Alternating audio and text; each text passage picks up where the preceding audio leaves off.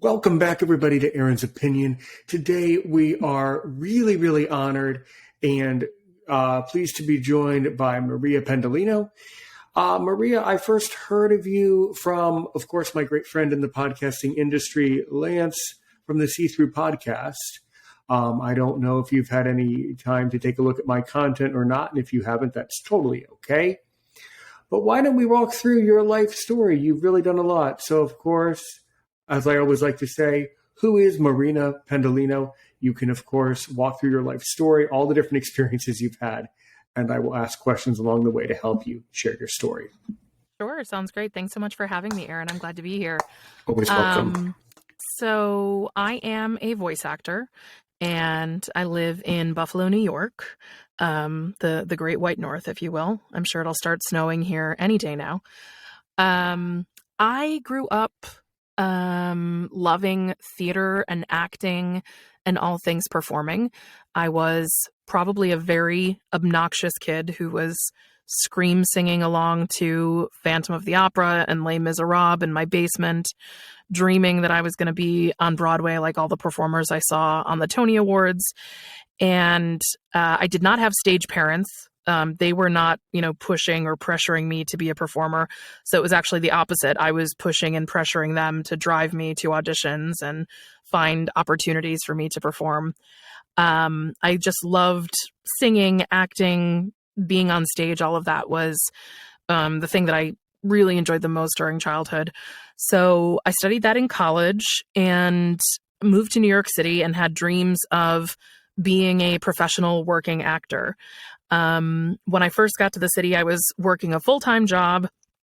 So I, did things in New York that you could do around a full-time job. So things on evenings and weekends and, just tried to get my hands into anything I could audition for, whether that was a cabaret show or a concert or things that were off Broadway type productions.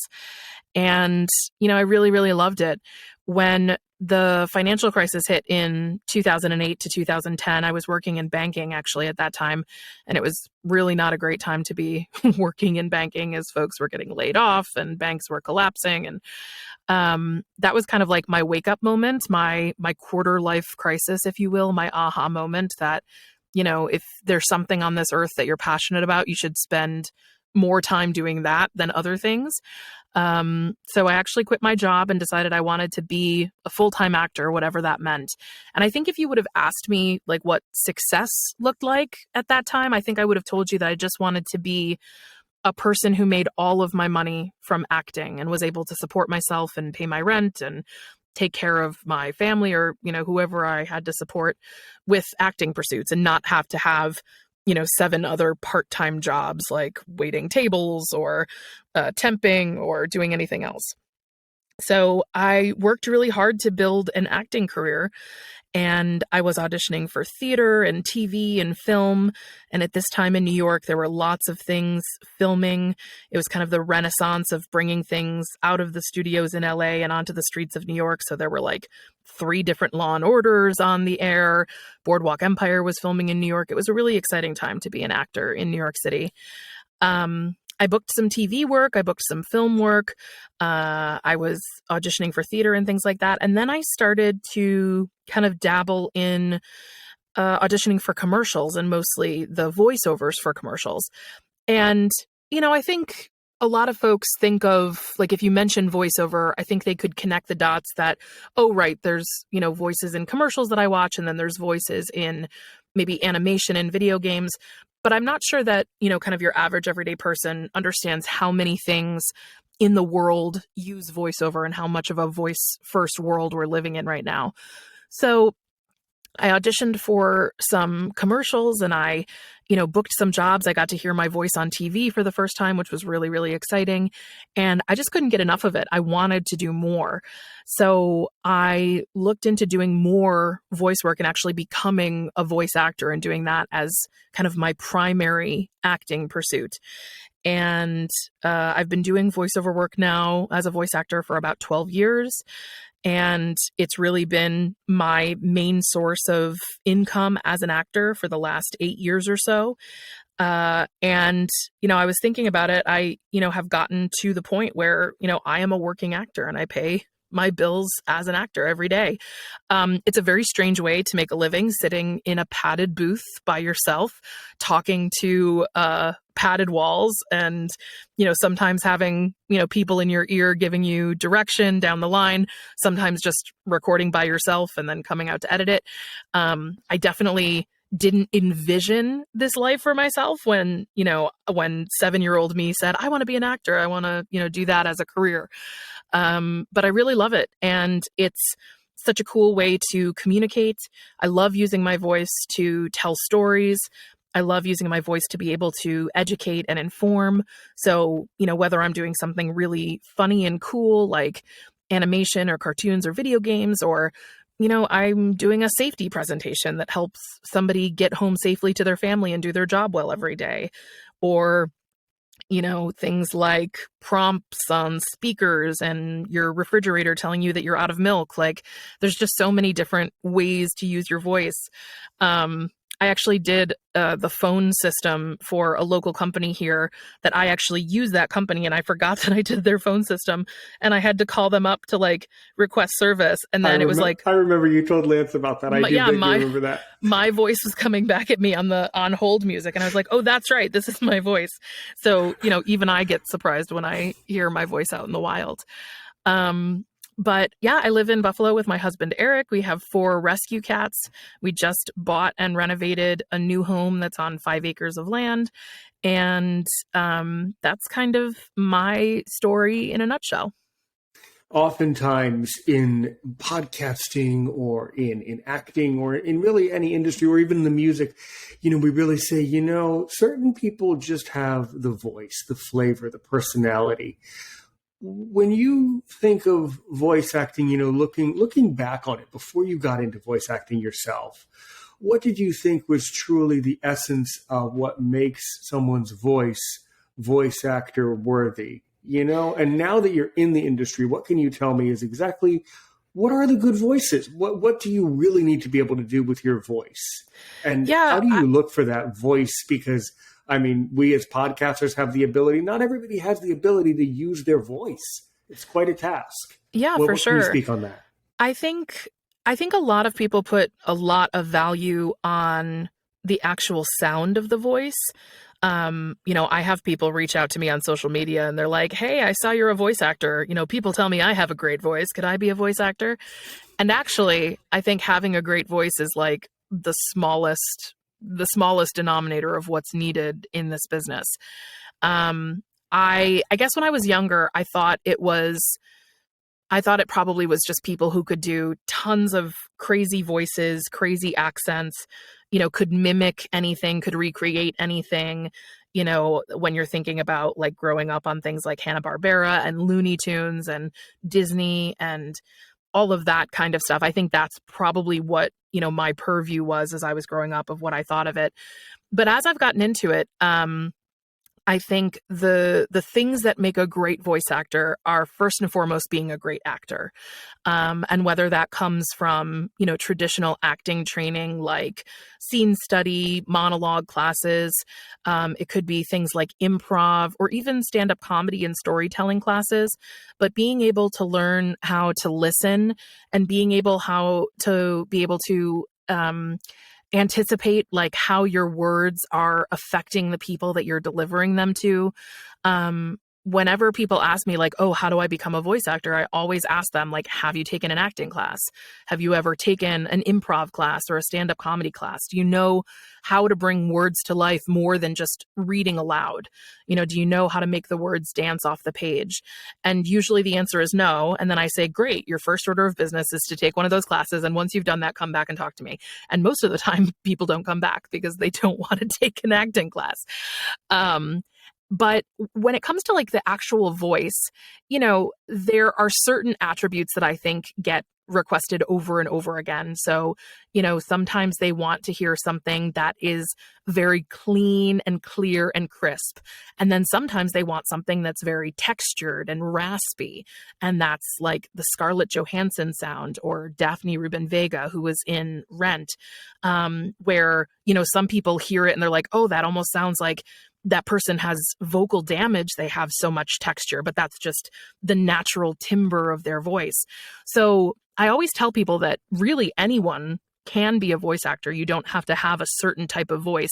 Certainly there are voice prints or voice types that are more commonly requested for certain things. But, the people who have unique voices and interesting voices, and I think of people like Ira Glass, and I think of people like Ben Stein, who have some sort of very identifiable quality about their voice, whether it's an affectation or a lisp or something. Those people have a place in the industry just as much as someone like me who has very good diction and theater training and, has a crystal clear clarion voice. There's a lane for everyone. Whether there's the same amount of jobs in each lane, no, probably not. But having a perfect voice is not part of the recipe for being a voice actor. I think actually being a great actor and then coming to the table authentically as who you are, what you naturally are, is the thing you will book the most and the thing that you will be the most successful at. And then if you do have the ability to be versatile, so perhaps you can give a read that's very, very clear, but then you can also add texture to your voice because you have good facility with your voice and you've taken lessons and training and you know how to access different parts of your voice. And then if you can, do things like accents and voices and create characters that live and breathe in you, and able to do that for, 75 minutes. It's not just doing one funny line as a character voice, but can you do that character voice when they're happy, when they're sad, when they're screaming, when they're crying, when they're reading 2 pages of dialogue at rapid pace? That's a whole muscle unto itself. But you don't have to have a specific type of voice in order to be successful. Yeah. When I was just philosophically, because me with my podcast, I love to, and I mean this in a good way, I love to get under people's skin and really dig down to the philosophical core of people. What was your perception of me when I sent you voice messages on Instagram? What do you think? What do you think of my voice? I think you have a great voice. I thought that you were easy to understand. When you told me that you were part of the blind or low vision community, I understood immediately why you were using voice messages instead of just text messages, because that's obviously easier for you to execute. And I tried to mirror that back to you by sending you, voice messages as well. And yeah, I thought you had a great sound and tone to your voice, and obviously I'm here, so you hooked me. I just wondered, intellectually, because some people are really affected. Actually, all people are affected by the way that we perceive voice. That's really wonderful. What I was wondering is, were you inferring anything different about my personality just based on your ability to actively listen to the voice? Is what I was really wondering. That's interesting. I mean, from my first impression of you, you sounded friendly. You sounded approachable. I didn't think that I was being scammed into anything. You didn't sound particularly demanding. I thought you asked very kindly if, I would be able to, spend some of my time with you on your podcast. Yeah. You didn't seem very pushy about that. It was very much an open-ended question. Interesting. Of course, with you bringing that up, I of course, you kind of walked into this trap. Well, so tell me, how many times have you been scammed by podcasters? How many times have you been pressured or bullied into guesting on people's things that you didn't want to be a guest in? You walked yourself into that one. Sure. I don't think I've been scammed into anyone's podcast or guesting, but I will tell you that people are very bold. And I think social media has given people a false sense of acquaintance or a false sense of closeness. And you feel like you know people, even though you don't. And, I have had people email me and, ask me to introduce them to my clients or ask me to do things for them, to help them with their voice acting career. And, I do what I can, but I am a full-time working actor. I take advantage of a lot of different things in the community, whether that's teaching or presenting at conferences. And to be honest, I don't have capacity to individually respond Of course to not. emails or DMs or things like that of people who are asking for very basic information. And it kind of reminds me of that website, let me Google that for you. Like, if you haven't done at least the cursory amount of research on your own, I think Mm-hmm. walking into someone's inbox or DMs, asking them to do that work for you, I think is very presumptuous. And I know, I'm sure I probably did it when I was young, asking for advice and things like that. But there's a Yeah, way to we all do it do it. that Yeah. doesn't come off as, scammy or pushy, and doesn't come off as off-putting, or, choosing the correct channel, to connect with someone, and asking permission to ask questions versus like Mm-hmm. sending someone a 5-page email of questions and expecting them to reply back to you. Yeah, yeah. And I've made the mistake, we all do. But when you're a young person and you aren't working in the industry, you don't understand that, until you start. But really, really interesting how, as the acting business and specifically voice acting business goes, I'll get into the acting in a minute because you know that I have definitely have some questions. As far as the voice acting business goes, how would you engineer or describe or kind of model the structure of only speaking to the voice acting business? How does it work? Top to bottom, the entire ecosystem of voice acting. How would you describe that? Sure. So when I'm describing it to people who don't have a lot of experience or exposure with it, the way that I set it up is there's almost like 3 separate universes. So let's say universe 1 is your top Oh tier God. opportunities. So these would be large national commercials, maybe that are done under union contracts for SAG-AFTRA, the Actors Union. This would be your network or feature animation shows or things that are on high-profile streaming networks. These are your AAA video games. That universe is really a gate-kept universe. So in order to have opportunities to audition for those projects, you need to be represented by the top agents that represent voiceover talents. And typically those agents are based in New York City and LA. And then there's also some in cities like Chicago and Atlanta. But that universe is managed between, the people who have some sort of content that they're trying to cast, and casting directors sending breakdowns to agents and managers who represent top talent. You, as a top talent, get that audition, you send it back to your agent and manager, they get it to the casting director, who gets it to the people who are creating the content.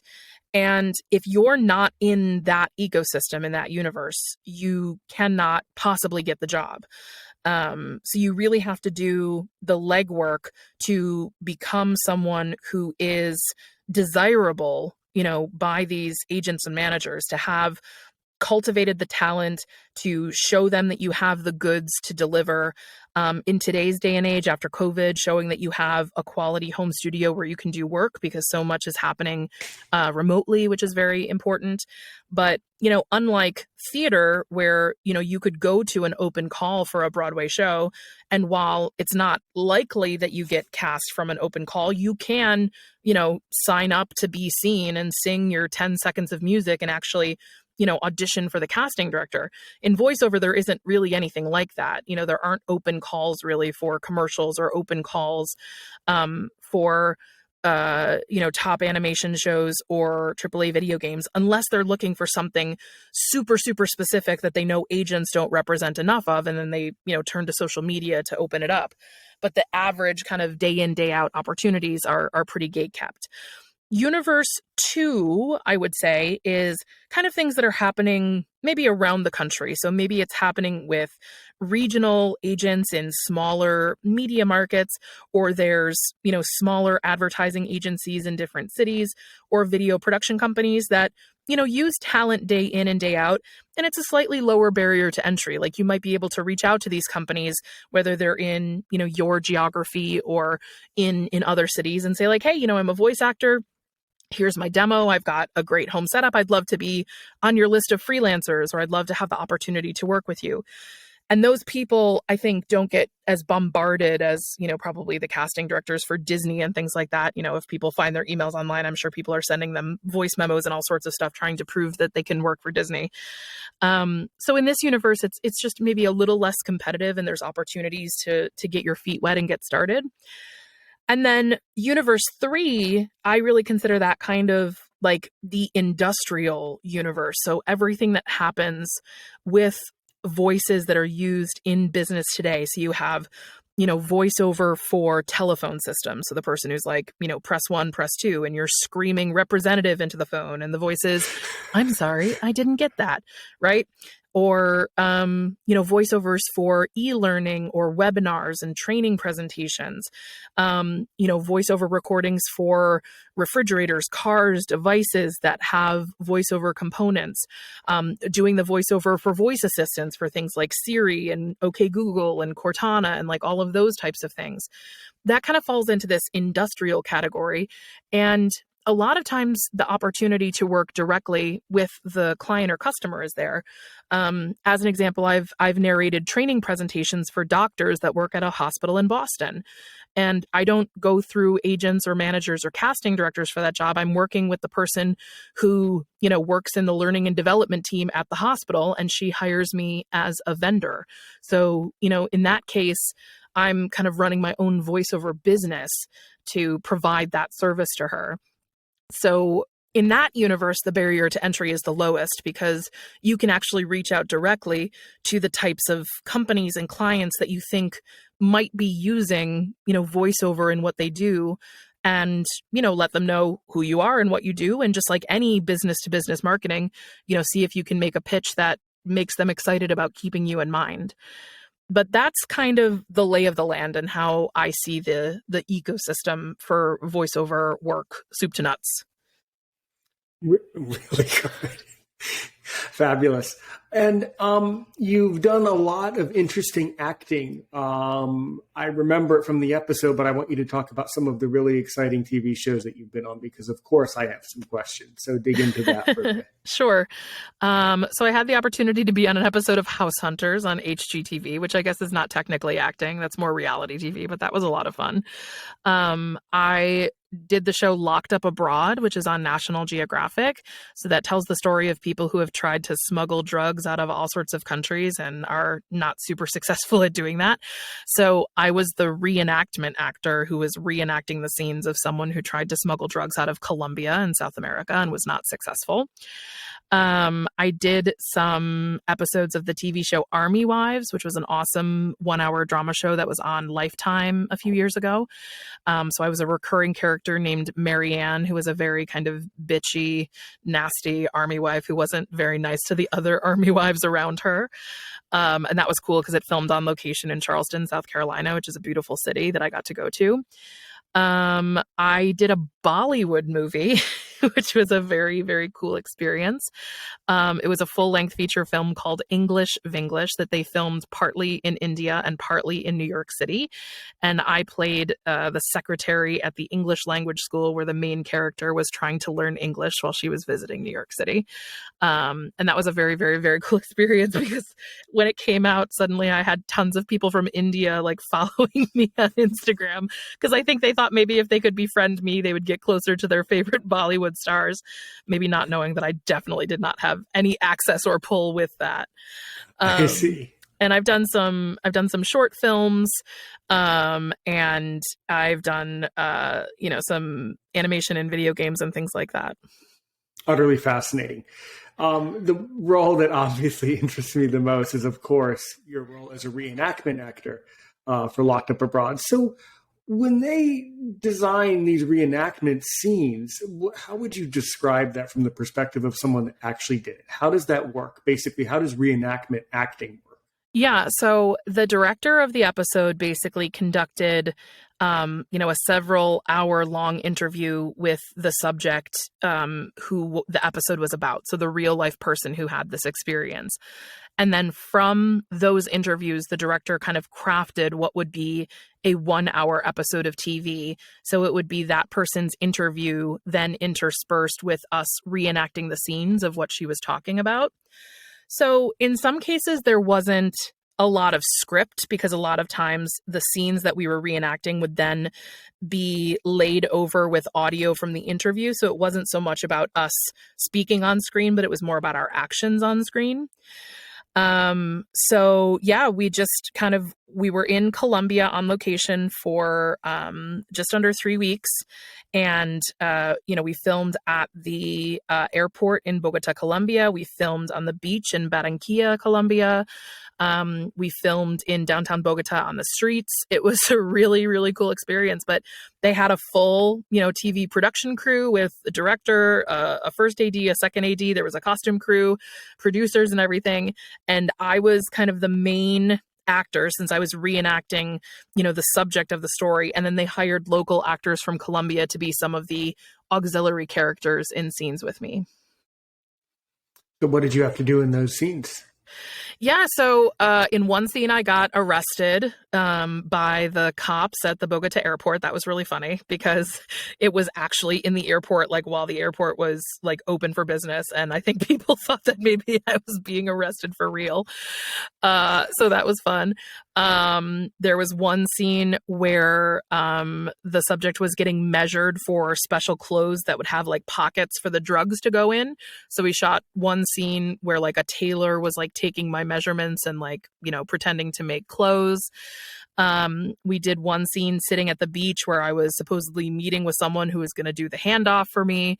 So yeah, as the interview subject kind of told all of these little vignettes in the story of what happened during her time in Colombia, we filmed those scenes. But the culmination and like the, I'm not in Kansas anymore moment was when we filmed at the Columbia Women's Prison. And it was an actual prison in Colombia with like cells and lockup and really high fences and, guys with guns and everything like that. It was pretty serious. And I was like, wow, this is not musical theater in my parents' basement anymore. Like I am filming in a prison.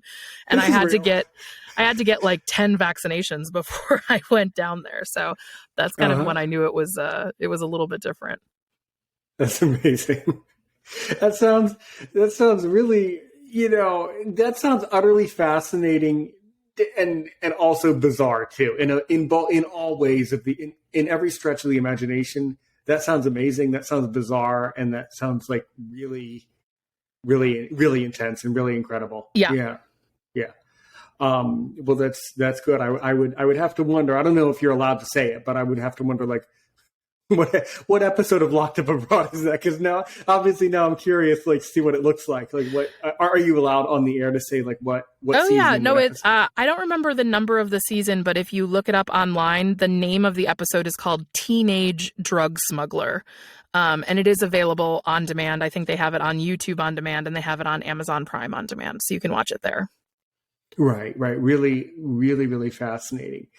The other, area that we didn't get into, and my great friend Lance commented on it too. I remember you don't make a big deal of the fact that you actually have, as I do, a physical disability.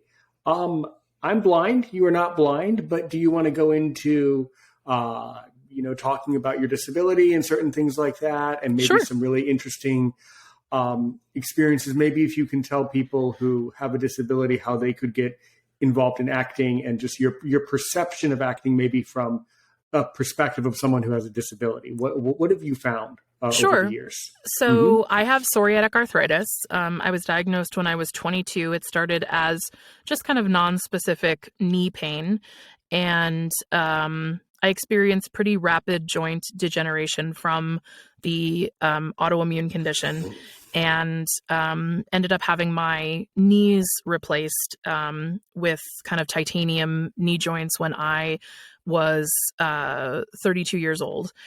And the degeneration in my left leg was pretty severe at the time that I had my surgery. So while the joint replacements helped alleviate the pain of those degenerated joints, I did not regain like 100% full use.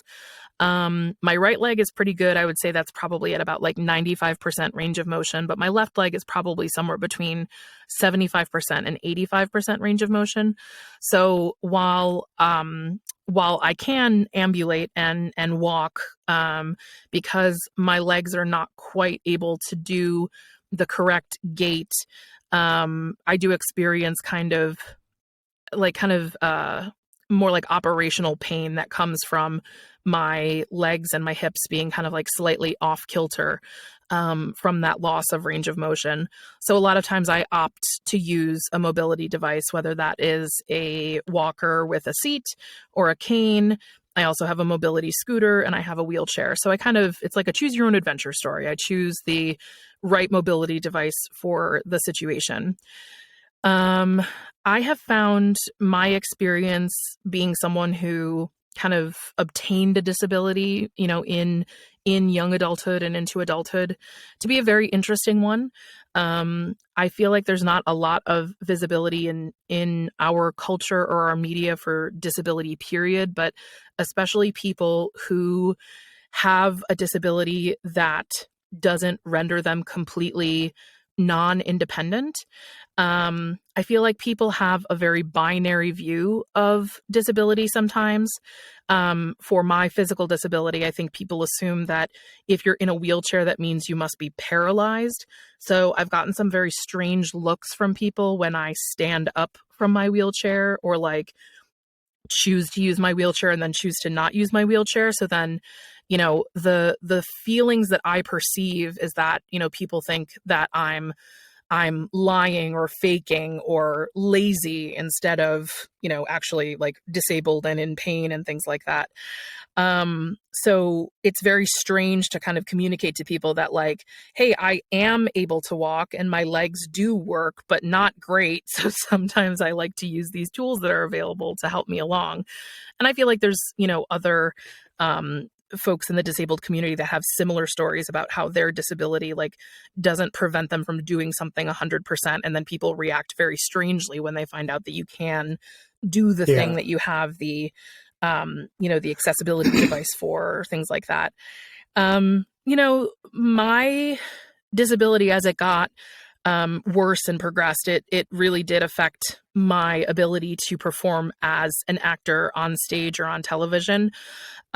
It got to the point where I really couldn't walk without a pretty noticeable limp, and it was difficult for me to stand for long periods of time. So, when you think about like a theatrical schedule, doing 8 shows a week and 2 3-hour shows, that really wasn't something that was possible. Not possible. And then, TV shows and movies, a lot of times you're on set for 18 hours a day. And my condition, psoriatic arthritis, has an effect that's kind of known as sundowner syndrome. So it's particularly acute in the morning, when I wake up from sleeping, and it's particularly acute in the evening as my body is like ready to shut down. That's when I kind of experience the most amount of pain and stiffness, the hardest time to get moving. So, if you get a call sheet for a TV show or a movie and they're like, hey, the van is going to pick you up for hair and makeup at 3:00 in the morning.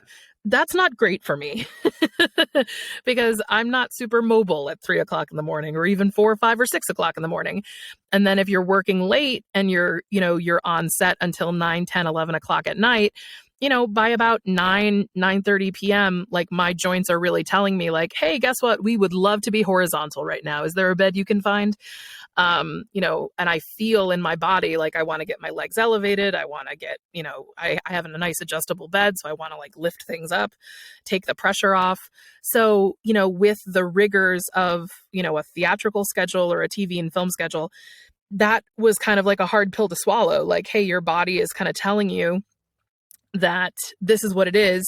And at that time, I don't know if I considered at that time, trying to market myself as a disabled actor and just kind of like own it and go for it. I didn't at that time. And at that time, I wasn't using mobility devices. I was just kind of muscling through. And living in New York City was really hard because it's not a super accessible city. And a lot of times you're standing and waiting and there's stairs everywhere and elevators don't work. And it was a really hard time to live there. And that's part of the reason, I made the decision to move back to Buffalo, my hometown, because it's just an easier place to get around.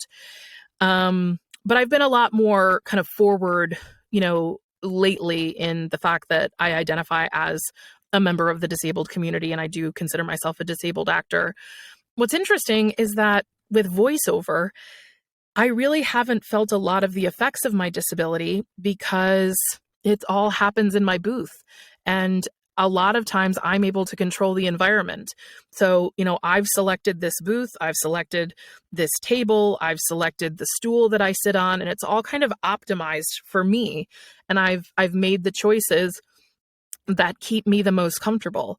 The times where I feel like my disability kind of gets in the way sometimes is if I have, really busy days and I don't get as much time to take breaks in between sessions, then I get stiff and I can feel, my arms and legs like really feeling it. If I book a job with clients in the UK or Europe and they want to start really early, like 6 a.m. or 7 a.m. Eastern time, that's hard to get up and warm up and be ready to go and perform at that time. But, behind the microphone, I'm a faceless, bodiless voice, really. Like they don't even know, what's happening below my neck, really. So in a way, it's kind of the best way to be an actor if you have a physical disability or a challenge, because there's so many ways to be able to kind of perform full out. And not that I want to hide it from people, but a lot of times I don't even have to bring it up. I don't have to mention it because I control my environment. I don't have to ask for accommodations or fight for accommodations. So that's kind of like the silver lining that, like, as my body was kind of, throwing me under the bus, if you will, on like the theatrical and TV and film stuff, my voice career was taking off. So it was okay for me to sunset, that part of my business, that part of my acting career, and really focus on voice work, because for me, the voice work was thriving anyway. So it was just kind of a happy accident that the timing really worked out. Yeah. And I'm not going to lie to you, do I secretly have maybe some secret desire to be in some sort of reality show, TV show, some sort of thing like that? Yeah. But I can also tell you that I think being a podcaster, creating audio content using my voice is far more interesting. I think it's a lot more interesting to be behind the scenes in a booth, hidden, not showing your face, and using the voice that you were given to entertain and educate people. I think that's a lot more powerful, way more powerful than being in a Bollywood movie, and definitely more powerful than being a reenactment actor and locked up abroad. I mean, those are amazing, stunning things, and they are tremendous accomplishments. But there's no greater accomplishment, and this is only my opinion, there's no greater accomplishment than just using your voice to have a huge impact. Absolutely, and you can reach so many people. Yeah, there's no limitation now with podcasting and using our voices to have conversations. Yeah. Absolutely. Yeah. What is your perception? I'm just curious because someone mentioned it to me today. They said, Aaron, I noticed that you mentioned that your podcast is for blind people and things like that. How I kind of say that in my description. How do you perceive that? Did that stand out to you that I mentioned that my podcast is for blind people? No, I think for me, that just shows that you have a particular topic that a certain population of people will be really interested in hearing about. And maybe, you zero in or hone in on issues or topics that are interesting to people who identify as part of that community that you're a part of. Right. But, blind people are also still people, which means they still have interests and like things I assume you talk to people about more things than just being blind. So, absolutely. That's the whole point. I think it just says that, hey, if you're blind, there's definitely stuff for you here, but it doesn't mean that someone who's not blind wouldn't find value in hearing the stories or the people that you talk to. Yeah, people are going to find this very valuable because a lot of people are truly fascinated by acting and voice acting. That's a very common fascination with people. So now, of course, putting all these things into perspective, what are some of your future dreams, future goals? What's your philosophy about life in the universe? What would be your ultimate dream as a voice actor for a project that you would love to know that you completed as a voice actor? Yeah, so a couple of things. It is my dream to be the voice of a singing animated villain. So I grew up loving Ursula the Sea Witch from The Little Mermaid more than Ariel, Good. the mermaid Good. princess. You just walked, by the way, you do know you just walked yourself into a trap, right? I'm sure. So I would truly love someday to be the singing voice of an animated villain.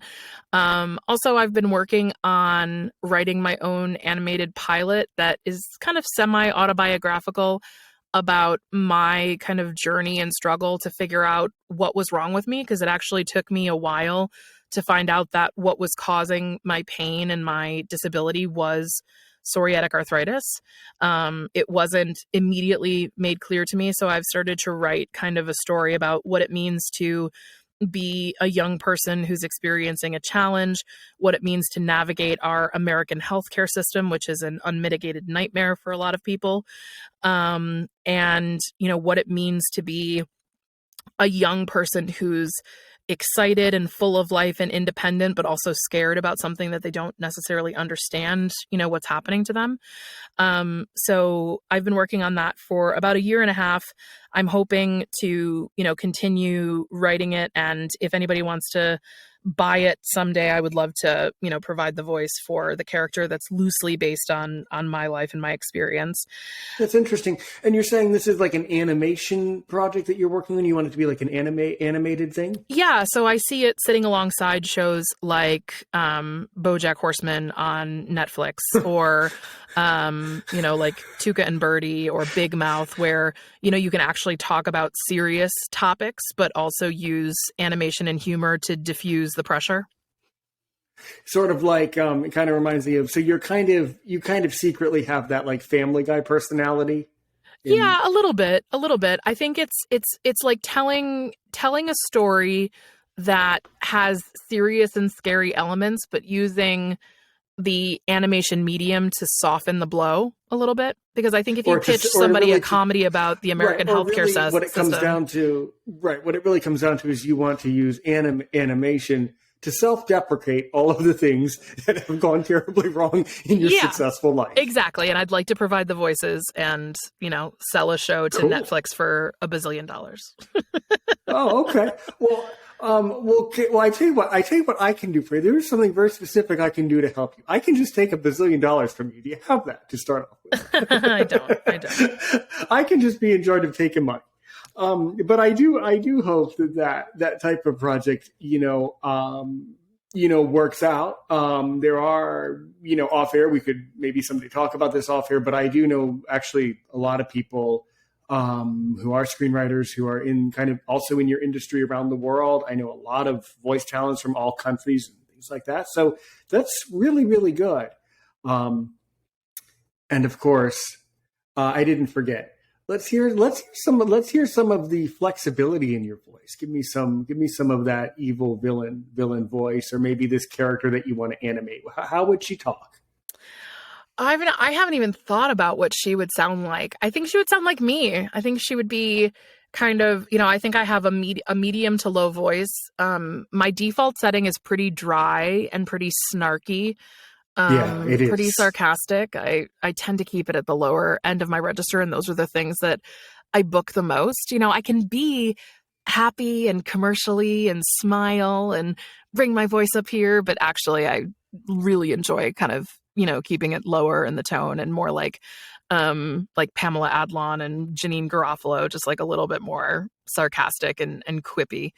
But yeah, I really love, I love doing character voices. I love doing accents. I love being a mimic. If I see an audition come along, and they reference, a specific celebrity, like I'll go and find videos of them on Jimmy Kimmel or Jimmy Fallon's show and try and listen to their cadence and see if I can recreate that. Yeah. yeah, it's a lot of fun to try those different things. Yeah, so let's try. You're really you're good at dodging. Let's do some accents. What's a voice? What's a voice that you are able to reproduce that's not your own, but you still like their voice? Can you try to reproduce a voice? Well, one that I like doing is an Eastern European accent. It's not, you don't know if it's really Eastern European or Russian, but I did this in a video game. There's a character named Masha, and she was kind of a roving gypsy woman. And she talks a little bit in the back of her throat, and you don't really know where she's from, and you can't see me, but I am kind of frowning. And her kind of signature phrase was, "Oh, what were we doing again? Ha, yes, demon murder." And she would get very kind of excited, and that's a voice I like to do. Whenever I see something with like a Southern accent, I just think, well, just bless her heart, and that just gets me right here in this kind of Southern, you don't really know if I'm from Georgia or if I'm from, North Carolina or South Carolina, but, I just feel it right here in my heart. I'm just going to put a little extra butter on it, and then I know it's just going to taste a little bit better for you. So I find like little phrases or things like that kind of get me in the spaces for those people. Yeah, that's both of those accents. It's really, really, really stunning. That's pretty close for Eastern European. Obviously overly dramatized, but that's somewhat close. And then the Southern accent, that's pretty good. The other really fascinating accent, not to get on a tangent about it, but there was a group of people in the Carolinas who used to speak with an Atlantic accent. And it was this old-fashioned British way that they used to speak on this one island off the coast of the Carolinas. Yeah, and, so there's kind of like this accent known as, it's called Mid-Atlantic or Transatlantic, and it's not quite British and it's not quite American, and it kind of reminds people of old Hollywood. So I like to say it's Katharine Hepburn sitting on Martha's Vineyard drinking wine. Most people wouldn't know it. It's kind of hard. Can you reproduce? I do know what it sounds like. Can you reproduce it a little bit? Yes, darling, of course. Here I am. I'm just sitting somewhere in the middle of the Atlantic. You don't really know where I'm from. I don't really know where I'm from, but this is what I sound like. Yeah, and that's exactly the accent. And there's a group of people on, I forget what the island is called. It's an island off the coast of the Carolinas, and they still speak like that. Oh, that's fun. I should go there. No, it's true. And they all talk like that, and nobody else in the entire world talks like that. I love that. The British people don't. They still do that conversation the entire time. It's a very unusual thing. What are some, I'm 100% positive that you have questions about Aaron Richmond, Aaron's opinion, blindness, my interest in the universe. What do you really want to know? Let's really dig in. Let's really turn the table. Let's turn the microphone around. What do you really want to know about me? What made you decide that you wanted to be a podcaster? I was doing a lot of teaching work for a very long time. And I specifically was, when I wasn't working immediately with students, I was listening to a lot of podcasts in the blindness sphere or blindness community, to which there are many of them. But Maria, I felt that a lot of these podcasts just were not really open to guests. In other words, a lot of the podcasts in the community were not open to me. They may not have been open to you. And that, I really had a hard time with that. I really disagree with that. There's a lot of Facebook groups for blind people. Actually, let me qualify that point by saying there are too many Facebook groups for blind people, most of which we don't actually need.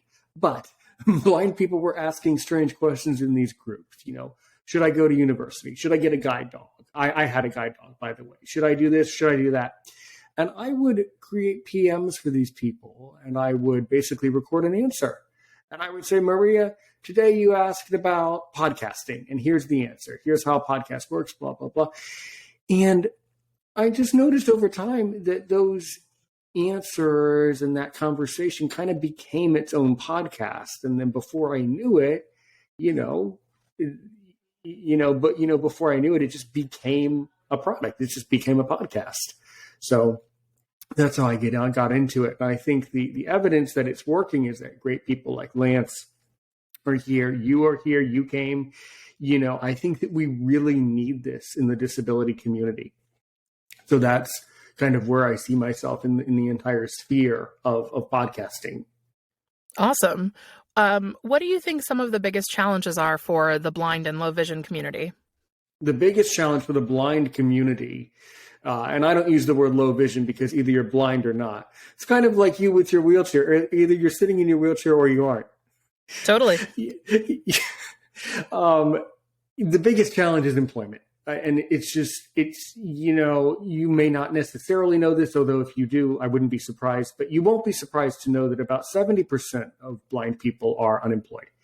And the 30% that are employed, I would say about 20% are underemployed, meaning doing very menial kind of, how do I put it? Like doing very things that are below their education level or their ability level. There, you got it.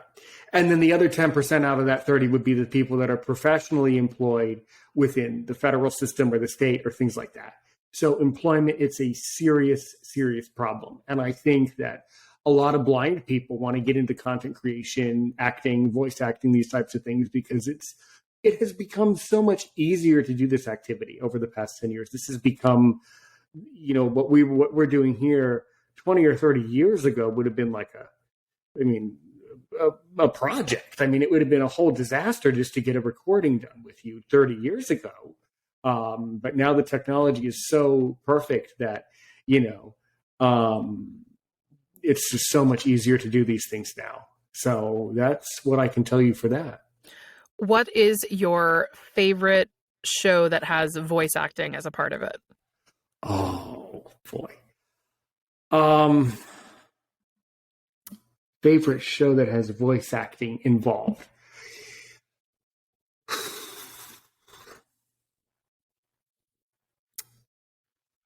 I would say, in a self-deprecating way, I would say I would have to say Family Guy. That's kind of an interesting example, but the answer is Family Guy. I mean, there are so many utterly stunning shows that include voice acting. It's so diverse, like you were saying earlier. There's so many different ways to include the human voice that there's so many different ways. But overall, the best voice acting, I would lean towards Family Guy, actually. That's pretty stunning. But now, what do you think, though? What's your favorite show that includes voice acting, but you haven't voiced yourself? I mean, I agree with you that Family Guy is stunning, and I think the actors that work on that show are really, really talented. And I know so many of them do multiple characters and sound so, so different with the different ones that they voice, which I think is great. I have loved the voice acting on Big Mouth. Nick Kroll and Maya Rudolph and John Mulaney and Jason Mantzoukas, all comedians and actors that I, truly love and admire and look up to. And I really enjoy them putting their spin on, the mysterious hormone monsters and, teenagers and things like that. Absolutely. Absolutely. Have you thought about, doing a podcast yourself? Have you thought about, creating some sort of a YouTube channel where you educate people about the acting industry? Because I think that the industry could need that. What would you say to that? Yeah, I have thought about it. There are a lot of people who, produce content for people who want to be voice actors. And I think there's two categories. There's people who are doing it because they actually want to provide, good quality information. And then there's people who want to sell stuff. And, I think it's a fine line. And not that you can't sell stuff, but, I think people are constantly trying to see if things pass the sniff test. Does this person actually know what they're talking about? Or are they just trying to make a quick buck and actually they themselves are not, super experienced in their field? I am at a very enviable point, I guess, in my career where I really don't have a lot of extra time. So, I, work full time as a voice actor and run my business. And I'm involved as a board member on a couple of nonprofits, and I do a few things that I'm passionate about, but really there's not a lot of time left over. So Sure. I've had a couple of ideas for podcasts kicking around in my head, none of them really specifically about voiceover, but actually just about other topics. But yeah, I haven't gotten to a space where I've wanted to be like a content creator in any kind of grand sort of way. I share tidbits on Instagram, here and there. Hmm. But I would say right now my biggest issue is capacity. Right. Absolutely. Are you able to speak to us at all about any of the nonprofits that you're on the board of? Sure. So I am on the board of a theater here in Buffalo called the Alleyway Theater.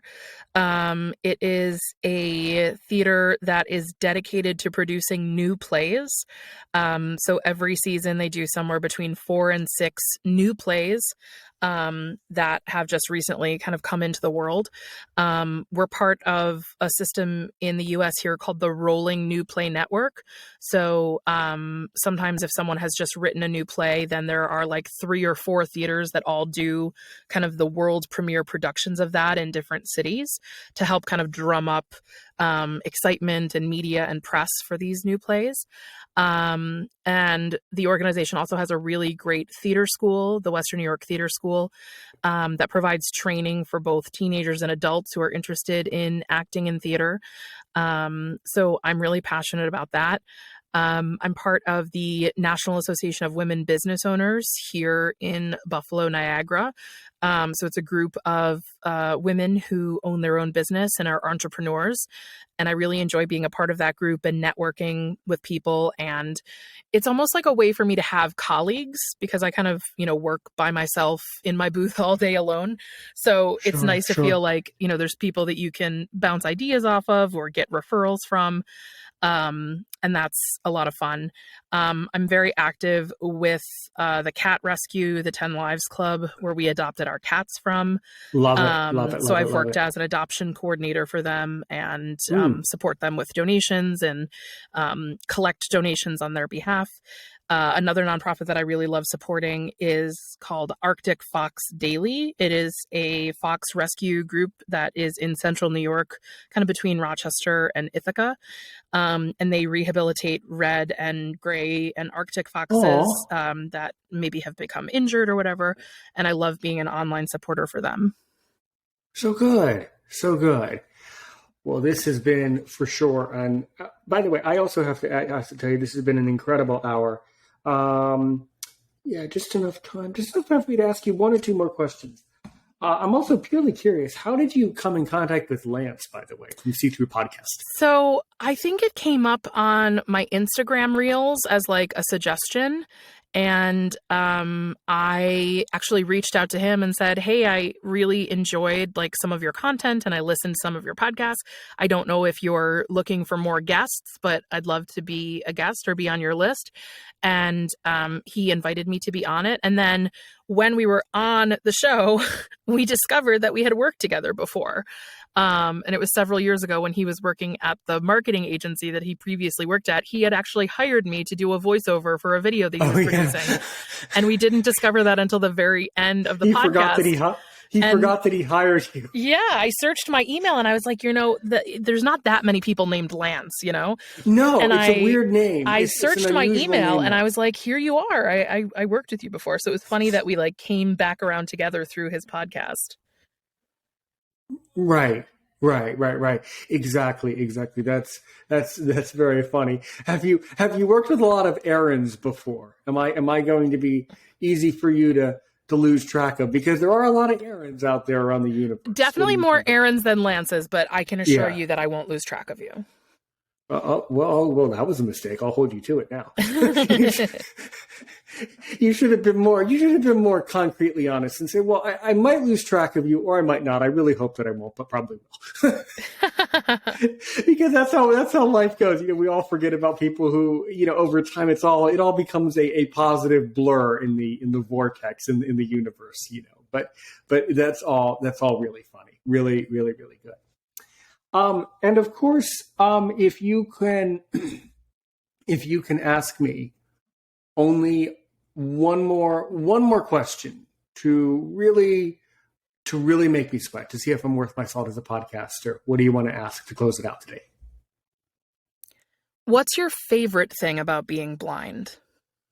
My favorite thing about being blind is that I have a great podcast with great guests like you and Lance and so many others.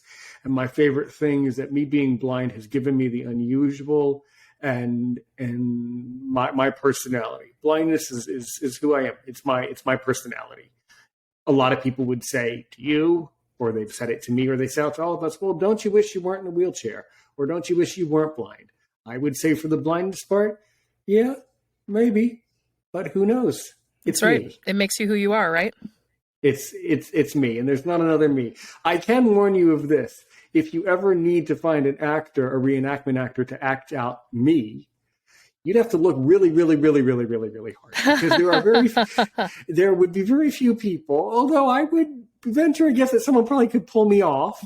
There are very few people that could pull off an Aaron Richmond perfectly. I agree with you. I think you're one in a million. That would be really hard to do. So anyway, if someone wants to get in touch with you and send you a 5-page email asking you a lot of silly questions that they should Google themselves, how would they go about doing that? Sure. So my voiceover website is voicedbymaria.com, and you can find me on all the social medias. My handle is at Maria Pendo, MariaPendo. I'm probably the most active on Instagram, but I do have TikTok and Twitter as well. And you're also welcome to connect with me on LinkedIn if you'd like. Excellent.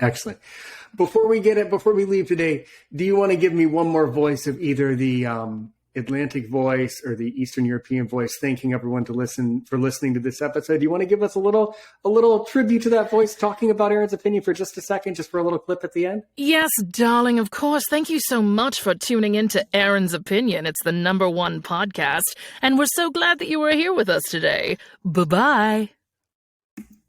There we go. All right. Well, thank you so much.